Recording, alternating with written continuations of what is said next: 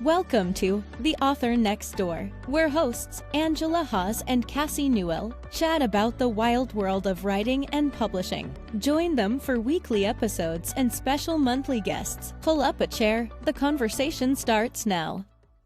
Welcome. I'm CASSIE NEWELL. I'm here with my co-host, Angela HAAS, and this month it's all about marketing. This is episode 11, and this episode we're talking about social media marketing with Jenn DePaula. Jenn, welcome to the podcast. Yay. Thank you. I'm thrilled to be here. I'm so excited. Let me do a little intro about Jenn. Jenn DePaula is a marketing and social media expert who's been working with authors and musicians and other creatives for over 25 years. Wow. Jenn got her start in the music industry, working for Essential Records in 2000, serving as the label publicist and overseeing the marketing and publicity for over 20 bands and musicians. In 2001, she was asked to join EMI CMG to serve as label publicist and oversaw the marketing and publicity for more than 35 bands and musicians. For 5 years, she helped musicians take their career to new heights and actually has a platinum record to prove it. I love that. Oh, mm-hmm. In 2005, she ventured out on her own, did Bookend Media, which was formed to serve the independent music and author communities. As the music and publishing landscapes changed and social media outlets became more and more prominent, in 2010, she decided to concentrate on authors and book publishing to help her clients form a deeper and more powerful online presence. She's worked with a wide range of authors, from New York Times bestselling authors to self-published authors, starting from scratch. In 2024, she decided to rebrand, dropping the name Mixtus Media to be her own name, Jenn DePaula. Jenn, yay! Welcome. Woo! Thank you. I feel like a grandma, like when back in '01 when we got social media. You know, it's just like, yeah, I worked before we had social media. Yeah, it's nuts. Such a different world. I mean, it is. Yeah. So just to kick things off, what is one major myth about authors using social media for marketing that you encounter frequently? And why do you think it still persists? Oh, I love this question. And so many come to mind, but like the number one being that the follower count impacts your sales, which it doesn't. We've gotten so hung up on the number of followers. And I see so many authors being really discouraged and brought down by, you know, like when publishers or agents say, oh, you have to have, I had someone email me just this week saying an agent told me I'd have 30,000 followers on Instagram before they would even talk to me. I was like, no, this is, I don't know why they keep saying this, because the follower count is not an indicator of sales. It's not an indicator of success. And we've just become very focused in thinking that that is the indicator for sales, that's an indicator that you are in touch with your ideal audience. It's kind of like, so CASSIE, if I were to say, I'm going to give you $1 million, I'm going to deposit it right into your bank account. But the kicker is you can't touch that $1 million. I put it in my bank account. Exactly. That's the thing. Like, even though, like, if you don't have access and you can't spend it, it's kind of like the same thing. Yeah. And so when we focus mostly on collecting a bunch of people, but not really focusing on, okay, how are these people my people? Are they interested in what my book is about? Is this something that they are actively searching for?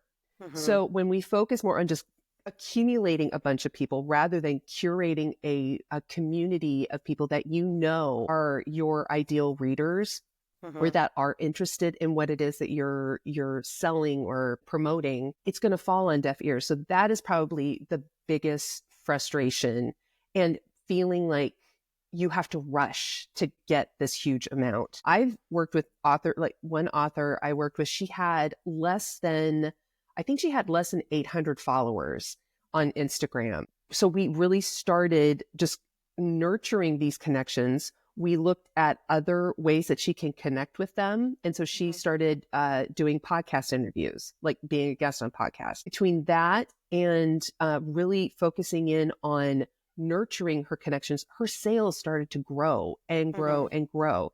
And so it's not the number, it's the quality of the connections that is really the thing to focus on. Yeah. Do you think that I feel, because I had to start over from zero with a new pen name, I feel like social media for a lot of new authors, they think it's a get quick community buying aspect.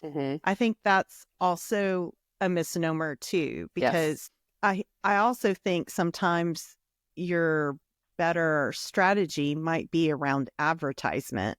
Around marketing. Do you feel that way, that there's a disconnect between social media and marketing from an advertising perspective?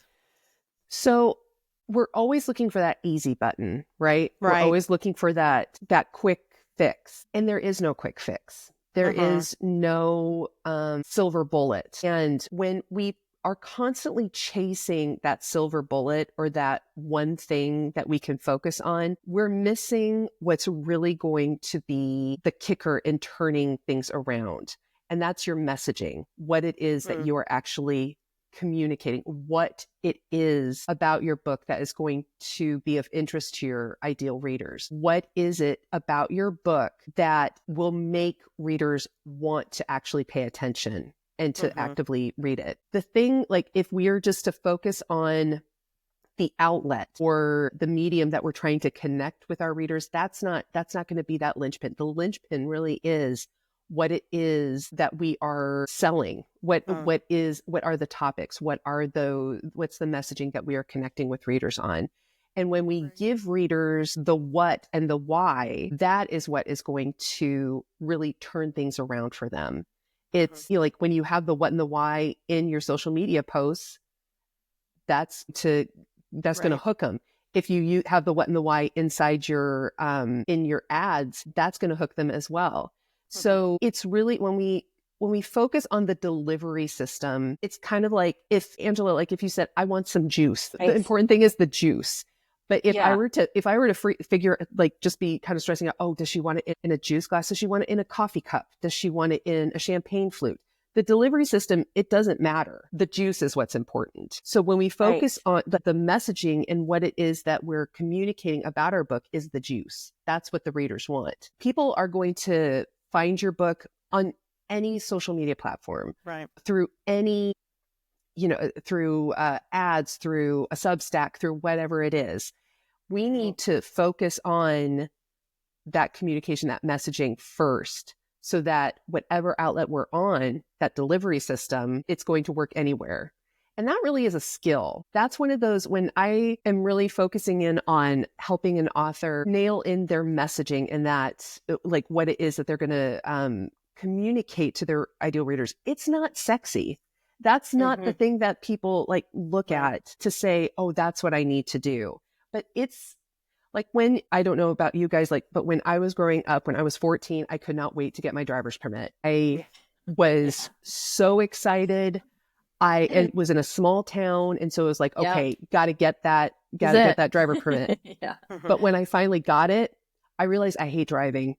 I hate it. Like I wanted to do anything else but drive. But anytime we got into that car, my dad would hand me the keys and he would say, okay, you're going to drive. And I hated it. And finally, one day I said, I don't want to drive. Can you please just drive? And he said, I want you to be ready anytime you're in this car, when you turn 16, that you will have the skills to drive. I'm not going to be with you all the time. You need to learn these skills.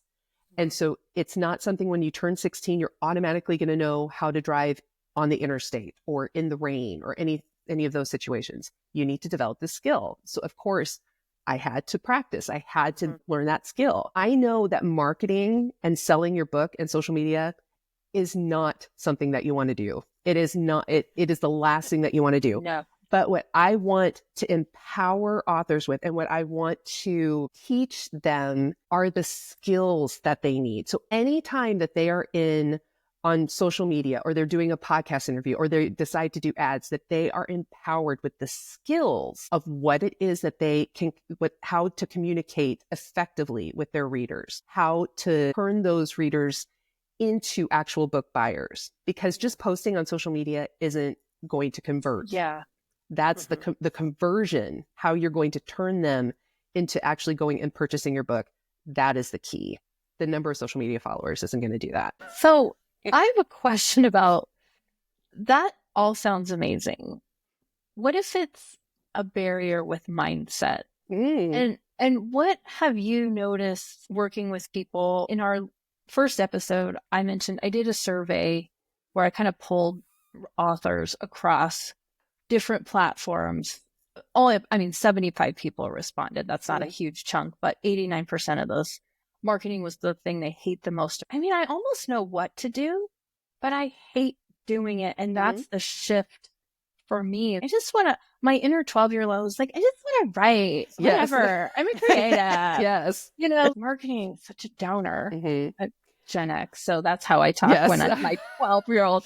But you know what I'm saying? Yes. Like, that's my biggest problem, is shifting that mindset to finding some joy in it, which I don't.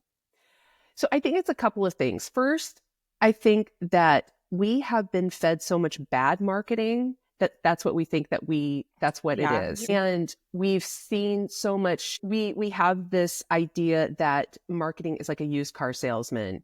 Or the bro marketing where it's like, buy, and it's not that. And that is, especially in today's day and age, people are very turned off by that. No one likes to be marketed to. No one likes to be told what to buy. But if you've ever walked into a coffee shop and saw someone reading a book that you absolutely loved, you almost immediately fall in love with it, not romantically, but they're going to get to this part and they're going to love it. And you have this bond with them. And so when we can remove the idea that we are forcing our book on someone that doesn't want it, they're not who you're talking to. You're talking to people who are actively seeking books like yours. And if you've ever just been looking for a book or for a product or a service where it seems like it was made for you, you're like, yes, whatever it is, I will buy it. Those are the people that you're talking to. And that's what, with the marketing skills that I was talking about earlier, it's really about, when we talk about finding your ideal reader, that's who you're talking to. And when you can get out of your mind of thinking, okay, I'm talking to 10,000 people. And when you're just talking to this one person, it takes practice. Again, it's not something that instantly happens. But when you practice talking to them and removing everyone else, it makes the process easier. So my ideal customer, her name is Rebecca. I know that she lives in Atlanta. She has 3 kids. She's married to Brian. She had and I know all of these details about her. Whenever I go to post on social media, I'm thinking, will Rebecca find this helpful? Will she find this funny? Will she find this interesting? Or, and I'm only thinking of her when I post. I'm not thinking of Dave, who's going to, just be picking apart every, thing that I'm doing wrong with my life. I'm not talking to him.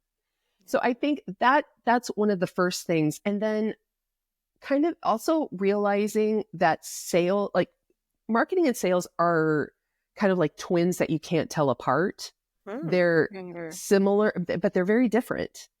And sales comes later, once people realize Angela has the book that she is writing everything that I've ever wanted to read, and they just they see, and they will very happily lay down their money. You're not asking them to give you money. You're providing them with something that they want and that they are actively looking for. So it's really, it's not, we tend to always look at the negative side, the negative, comes up first, but half the time those negative things aren't even relevant. So really kind of adjusting your mindset in that framework, just to think about, okay, I'm not talking to everyone. I'm not a bro marketer. I'm not a used car salesman. I'm talking to the people who want to hear from me. And that is something that not only makes it's, I won't say easier, but it just kind of removes that icky feeling that you were talking about. I love that concept. I know Jen and I go a little further back for a couple of years, but as writers, write your ideal character who's buying your book. Yes. Because it will change your mindset. It really will. It'll help quite a bit. And as you're testing that character, you can tweak it along the way too. I find it really helpful. I think that's such a great little nugget. I'm curious, for those that are in their sophomore kind of junior year of being an author, several books under their belt, and they're like, I'm just kind of pennying it, trudging along. I've been investing. I've been doing all the things, What advice would you have for them to one up their game in marketing? Okay, Cassie, you're not going to look at this because we were just talking about all of the things that you were doing. And this is something that, especially for authors who feel like they're drowning in tasks in doing all the things. So I was just talking, she's a dear friend who, her name is Janae Cecilia, and she's a poet. And I don't know if you heard there was this trend going around. I took my younger self out for coffee. I've heard. Yes. Yeah. Okay. So that's her poem. She wrote, it's part of her book. She's been sharing a poem every single day for 9 years on social media. Wow. And she has I think 13 or 14 books out.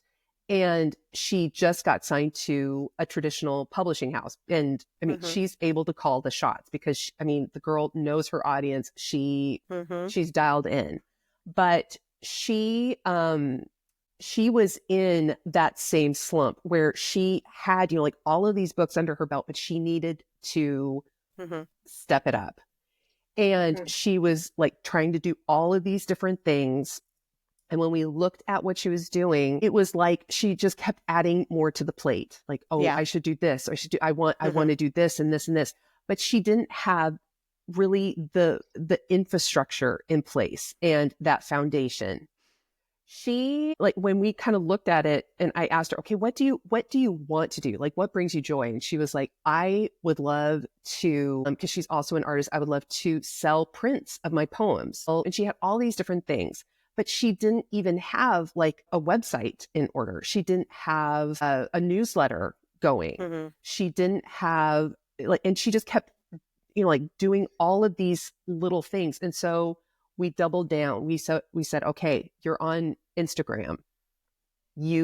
She focused on Instagram and she made that, she did kind of the thing where she focused on Instagram and then she repurposed it on TikTok and stuff like that. So it was just kind of, Instagram was her main focus.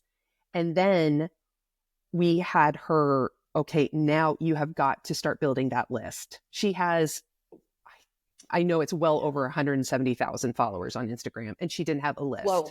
Yeah.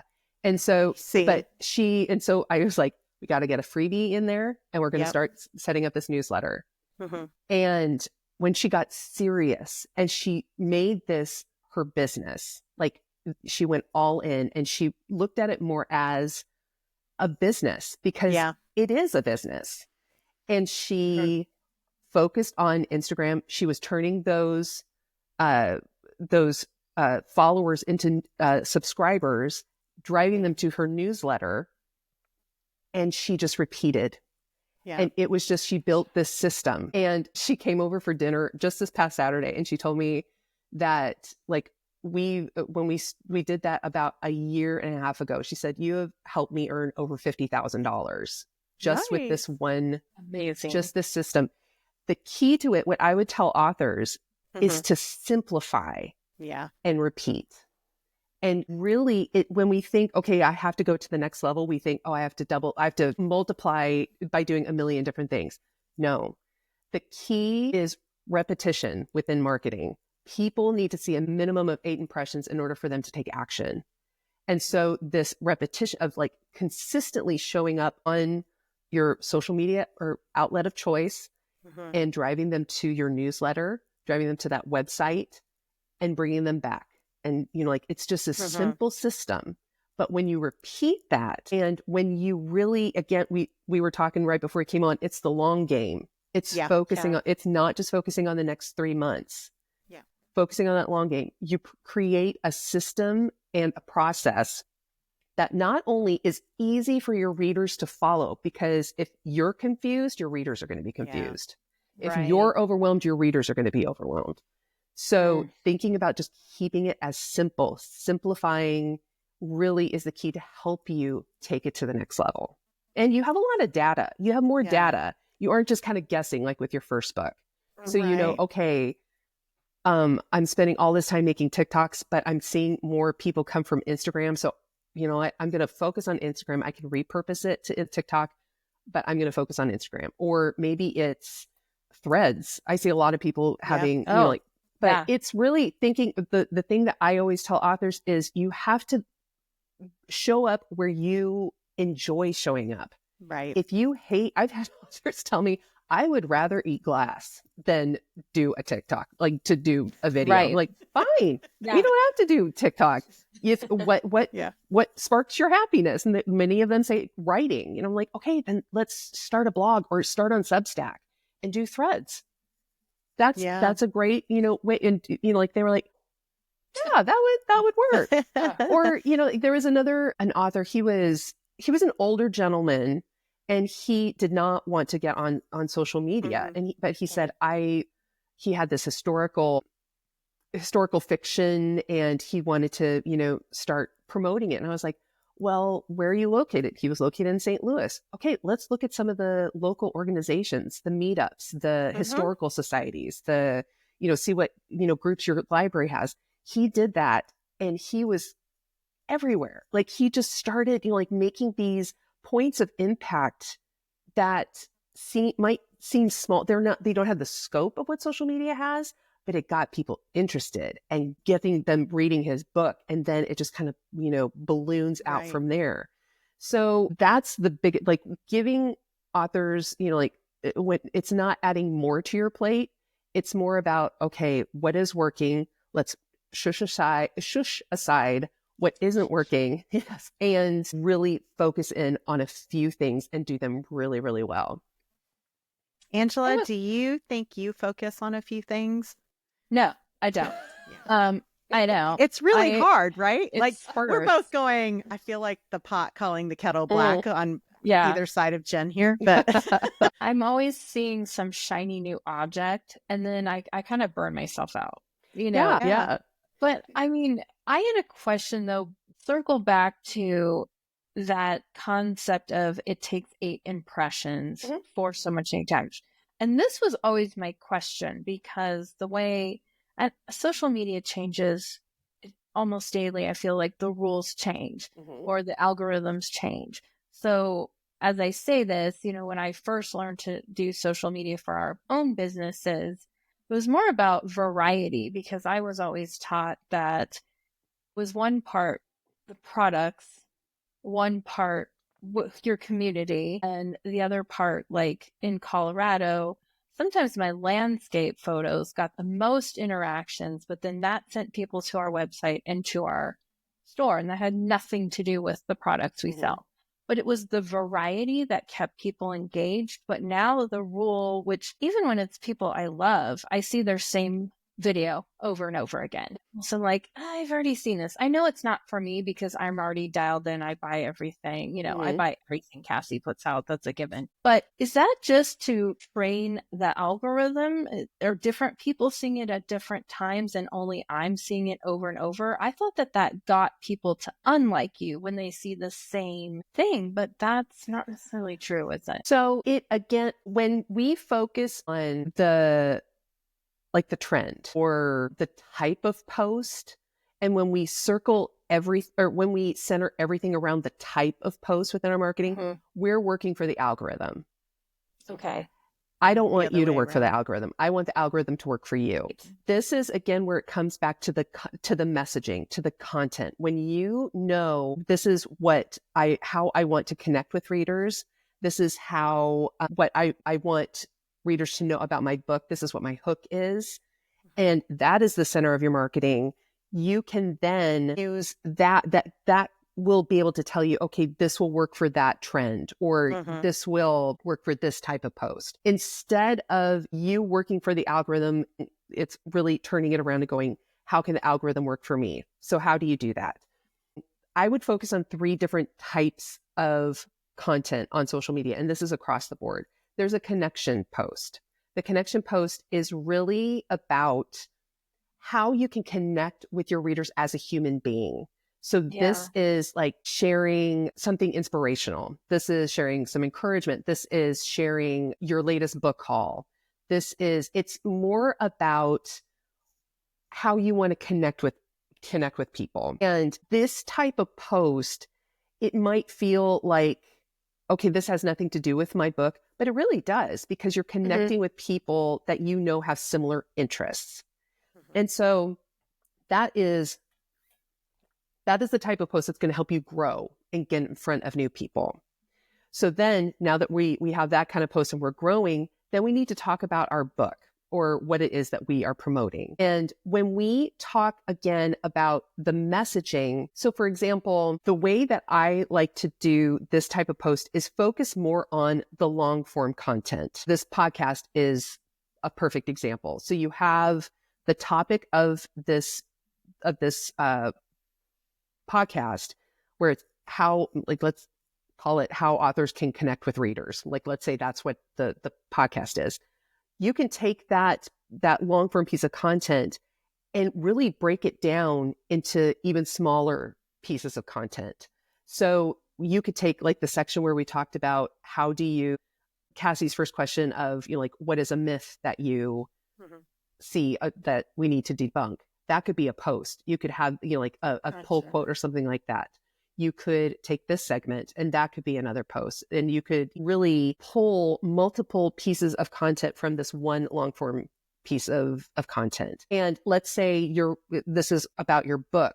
If you have a new book that's coming out that is like a rom-com, like with what Cassie's writing, if there's if she's going to do like a podcast episode, or if she's going to be writing a blog post or something that's longer than what would be written like in an Instagram caption, or if it's longer, form of video, she could break that down into smaller pieces. You don't have to give everything away within the promotional post or talking about the book. You just talk about one simple element, because again, when we try to overwhelm and, share too much about the book, it's just kind of like, it just kind of goes, like people kind of stop paying attention. So when you just talk about that one little thing, that really kind of hooks them in and draws them in. So we're talking about the book. And then it's kind of that nurturing, asking questions, getting feedback, and really engaging with people. And that engagement helps show, let's say it's Instagram. Oh, people are interested in what she's saying. They're taking part in the comments, or they're sharing what it is that she's sharing. And so all 3 of these different types of posts all work together. They kind of daisy chain, together. And when authors say, well, I only get engagement, or I only get likes when I share, like the connection post. Yeah, that is going to be the popular one. But you have to talk about your book as well. You have to talk about what it is that you're promoting. And that is where people realize, oh, Angela has a book. Awesome. Where can I go get it? And it's funny because I will share something like 7 times and people are like, oh, you have a podcast? Right.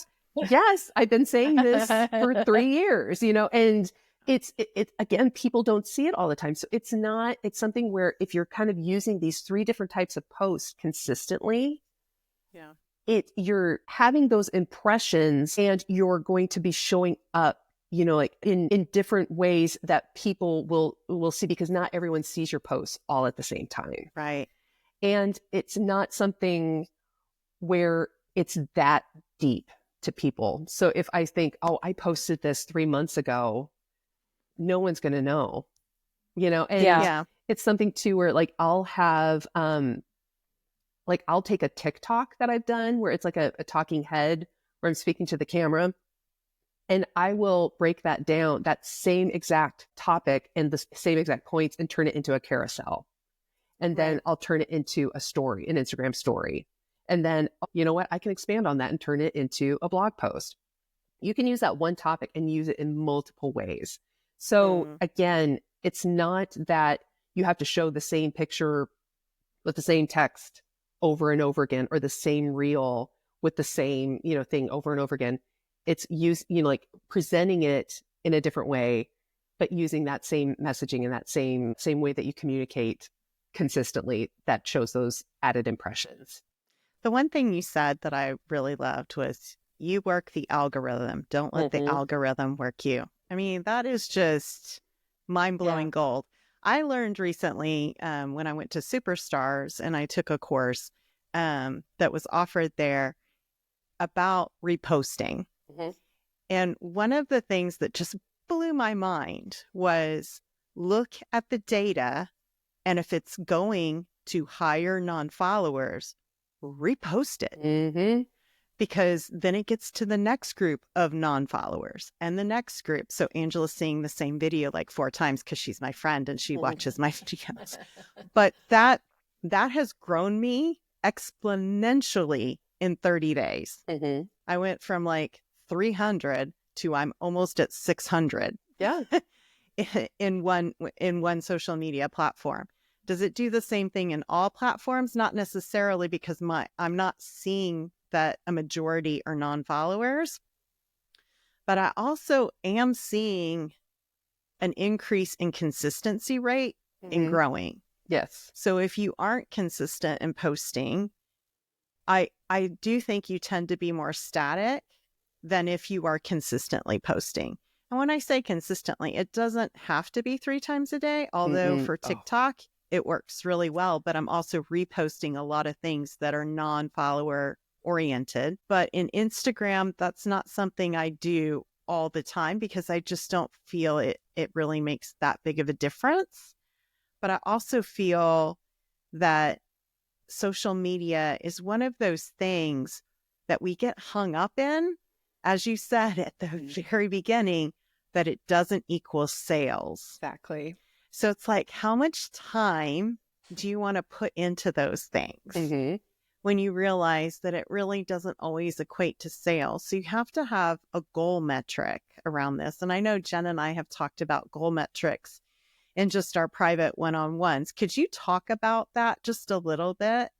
Goal metrics for authors, because I think sometimes they hear the messages, you must be here, you must be here, but it's like a landmine. Yes. And so whenever I tell authors, like, in order to make a plan, you have to have a goal. And thinking like, you would never get into your car and say, I'm going to go on a road trip from Maine to California without a plan, like without a map. You wouldn't do that. And you wouldn't just say, I'm going to California, because going from Maine to San Francisco is completely different than from Maine to San Diego. Right. So it's very different. And so when we say, like, what are your goals? There are some authors who have said, like, if I could sell 1,000 books, it would be a dream come true. And some, that is just a drop in the bucket. And so help us determine what, like, if we're succeeding and if we're moving in the right direction. It also helps us to see progress or where we might need to make some adjustments. And it helps us to actually focus, because Angela, you were talking about the shiny object syndrome.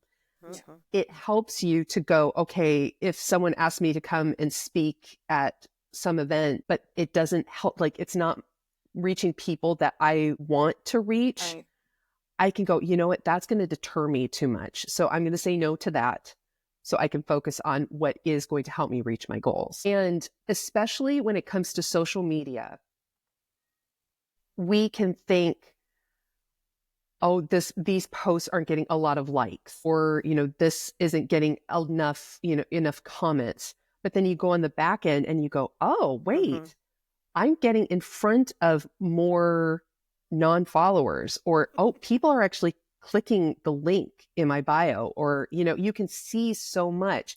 So when we just kind of assume or just kind of look at it from, like post to post to post as, the metric that we're following, it's not giving us the whole picture.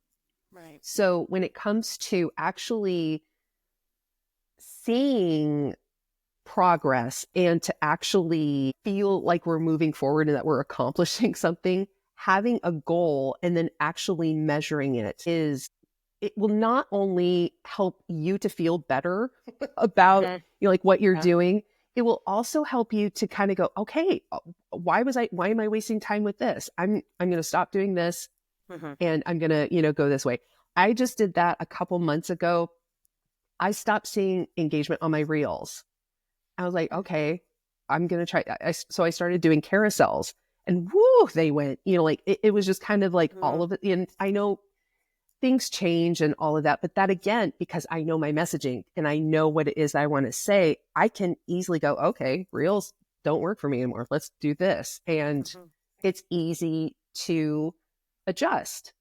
And so that's something like I'm a big fan on. There's the whole SMART goals. I can't remember what it stands for, but it's like, if you're going to say, I want to sell, you never would say, I want to sell more books. You would say, okay, I want to sell 1,000 books in the next 3 months. So I know I'm going to have to sell 36 books per day and at least 250 books per week in order to reach that goal. So it gives you something to work within, and it gives you kind of that perspective of thinking, oh gosh, okay, 33 books per day. Okay, I got it. And so, it just kind of gives you those parameters to work within. Yeah. Oh my gosh. So good. So much information, but yeah. It's a lot. So you still hating marketing, Angela? No. Well, I'm just an in-person salesperson. That is my background. Yeah. I'd much rather go to a conference and try to sell my book. It's just transferring what I know about being an in-person salesperson to online. I just need to get better about, I don't really like being in videos, but I haven't really been trying. So maybe that's a new thing for me that I might kind of get excited about, but maybe also mentioning what I'm reading this month, sharing a typo that's funny, quote, something like that. I just need to get into more of a rhythm with it. Yeah. But even when we talk about like the marketing funnel or the marketing system, at the very top is how you're building awareness, how you're connecting with people. And I always say, like have a minimum of 1, but no more than 3 outlets. So one of them could be, and I do encourage authors to have at least 1 social media, even if you aren't like overly active on it. So let's say you're on Instagram, and if you enjoy doing that one-on-one, that face-to-face engagement, start looking at like even, okay, so you mentioned I worked in the music industry before. And so like when I did, it was called tour press.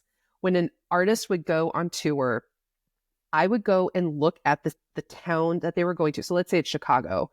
I would look at like within an hour driving radius of Chicago.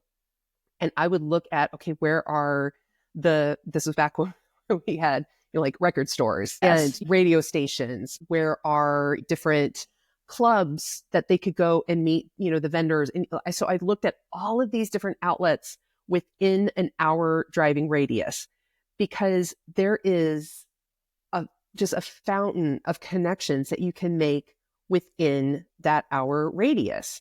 And once we really just saturated that area, that I would move out another hour and then another hour.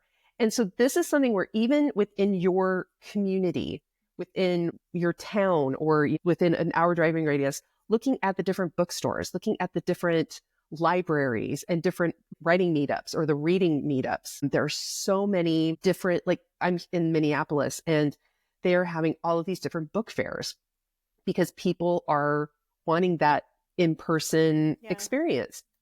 And so just looking to see what opportunities there are in your community where you can go and meet readers and have that face-to-face. It might be a smaller group of people now, it can always grow from there. And those people know other people, and they're going to share your book. This is where the beauty of word of mouth comes in. And you are just kind of slowly building this powerful army of people who are just avid Angela fans. And they're just going, you've got to read this. And so that is definitely something that you can use as that awareness building element at the top of your funnel. And then you always drive them to your newsletter to stay in touch, because you want to keep that connection there. Send them to your website, and then prompt them for a purchase. So it's something that you can just filter through over and over again. Over and over again. I love it. I feel like we've answered a majority of my questions. Angela, is there any other questions that you have? No, that was great. That's a lot. And I'm actually, you've helped me get a little bit more excited about trying some new stuff, which is, that's huge. Cassie knows. Well, I have to plug Jenn, because she does have a circle group, and I love going to it. She has office hours and all these other aspects. I'm sure we'll have your links and everything. But every time I leave a circle meeting, I'm like, yes, ready to go. Every time. I think there is something to it, though. Like, we get together as a community, as authors, and we're talking craft. We're talking, books and all this. And it's different with marketing. Everybody just goes, ugh. Yes.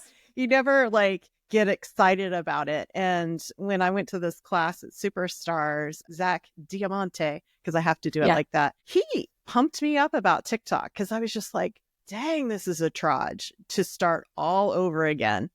And then I was like, oh no, I know what to do now. He's got me going, and I'm just like, and I'm doing it in the time spaces that work for me. Yes. And I'm also doing it doesn't have to be perfect. No. Kind of thing. Because that, I think early on too, when you first get on camera face, you're kind of like, you're trying to look your best and all that. Not that I'm not trying to look my best, but some days are not makeup days. Oh, and yeah. yes, all women know this. And some days are higher filter days, kind of thing. So, those kind of things you try to get through, but it's difficult. But I do think talking about marketing does pump you up. I think we should do it more often. Absolutely. Yeah. And the thing that, that I learned very early on, specifically working with authors, coming from the music industry, or musicians knew, okay, I need to go out and perform. I need to, get out there and, be more visible for people to listen to my music and for me to actually make a living.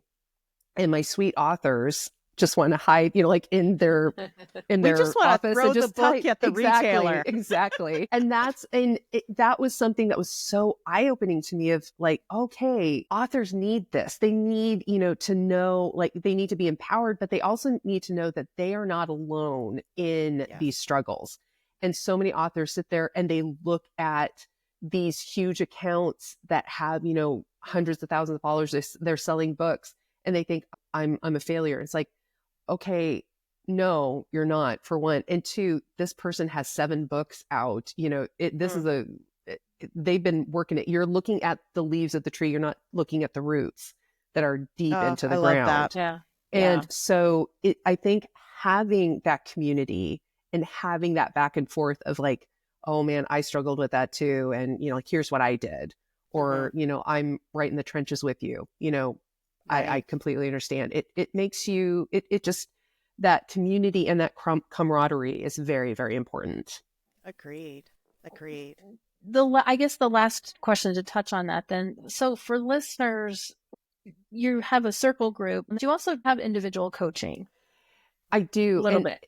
It's funny because I have not even marketed my services just because they've been booked out for the last 6 months. Sure. Yeah. So it's something where I have several products, digital products that people can purchase. But what I always encourage authors to do is to join the author circle. That's our membership. And the author circle is really to help empower authors to know how to connect with their readers and how to get on podcasts, how to get reviews, how to grow on Instagram, how to, it's all of the things at that top of the funnel, how to connect with your readers. And so that is one of the best places for people to get started. And I also have a bunch of free resources. One is the Book Marketing Blueprint, which is all on JennDePaula.com. And it just really outlines everything just to kind of give you that simplified structure that you need to get started.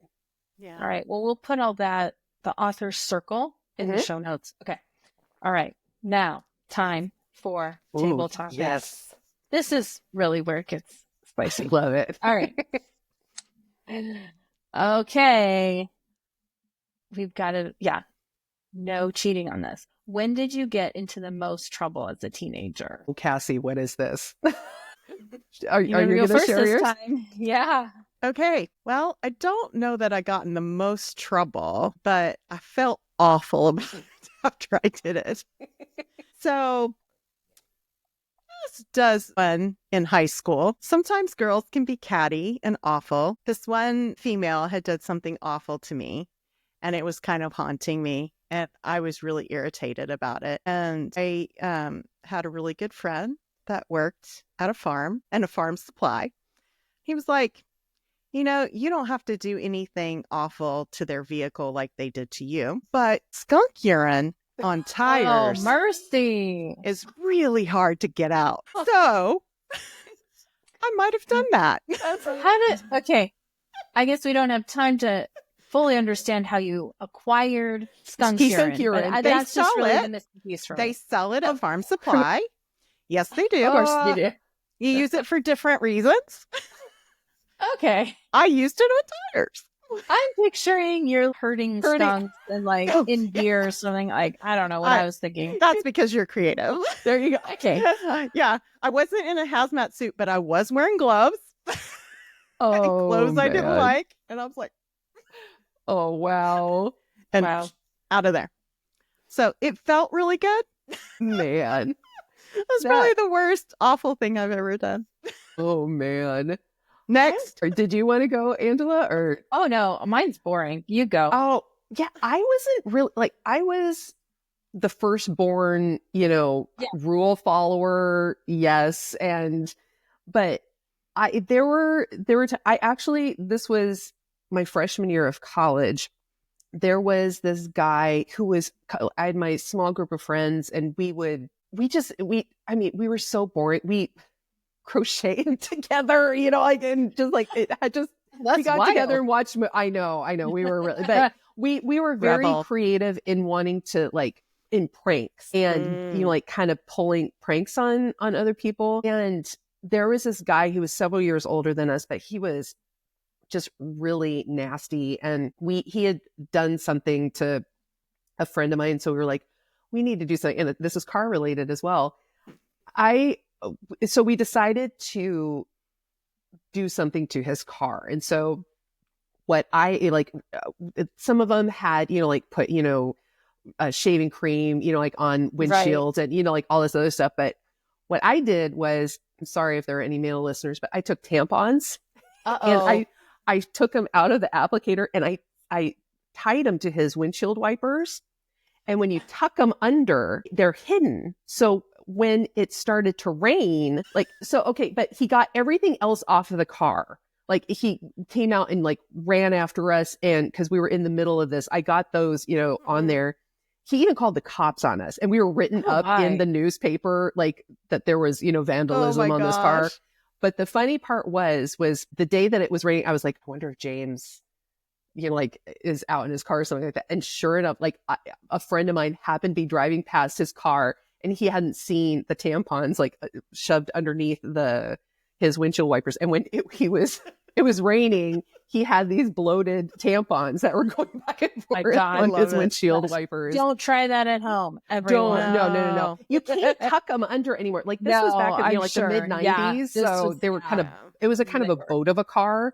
Yeah. So you can't really hide them under there now, but that was really funny. But yeah, we did get written up in the newspaper, and the cops were called on us. Wow. So you That's rebel. amazing. Not really. That's like the worst thing I ever did. I was a part of a crocheting club. You know, like that's not, I was a musician. You're like, not at all. When you're raised by Italian Catholic parents, you don't really. And I was the firstborn, and so the time I did get in trouble was, I mean, I'm from Green Mountain Falls, Colorado. That's, people claim that they've seen Bigfoot in the mountains. That's how remote this is. Okay. There was no street lights. It's dirt roads in the mountains, you know, but there was a 7-Eleven that the bus would drop us off and we'd walk up these hills to our house. And so it was like, I was more like 13. My friend and I would get a bunch of Twinkies because I never had junk food in my house. It was from scratch, everything. So getting a Twinkie was the greatest event on earth. So there was this house where you could hop onto the roof from the road because it was tucked. You know, things are kind of built weird in the mountains. And it was a summer home only. So in the winter, my friend and I would climb on the roof and we'd eat Twinkies and just leave the wrappers everywhere. So these people called someone because they noticed like all these wrappers are like in the yard and like what's going on.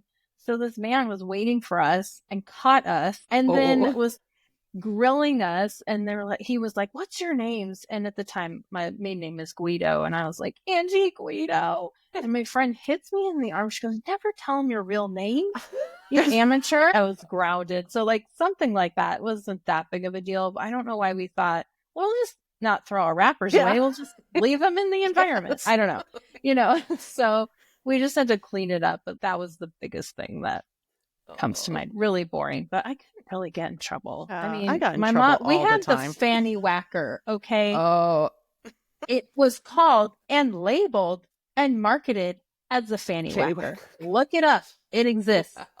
Oh my gosh. Oh my gosh. I think anyone, like, I'm a fellow Gen Xer, like anyone, it's like, it was a different era. Oh yeah. For sure. Lots of discipline. Yeah. Lots of discipline. It was funny. My mom I got to a certain age and it was like, do you want a spanking or whipping from your dad or to be grounded? The difference between me and my sister is surmountable because me with my very flat butt would be like, grounding 24/7. I'm happy to be home. My sister was like, let's get it over with. Wow. I got stuff to do. Yes. That's funny. So different. So different between us. But anyway. Well, this was perfect. Thank you so much for coming on. I feel like we have to have you back because I would love there's it. so much wisdom in marketing. And I love it. One of those things that just, it's always evolving. Always evolving. Well, there's no cookie cutter marketing. It's individual for each author. So it can, you know, like there are many different ways that we can go about it. So absolutely. All right. Well, thank you for joining us today. Don't forget to give us a review and rating wherever you listen to the podcast. It really helps us out with visibility. Next week, we're talking about marketing and how to make things simple. All right. Thank you so much. Thanks for joining today's episode of The Author Next Door. Be sure to like, follow, and tell us your thoughts of this week's episode. Angela and Cassie would love to hear from you.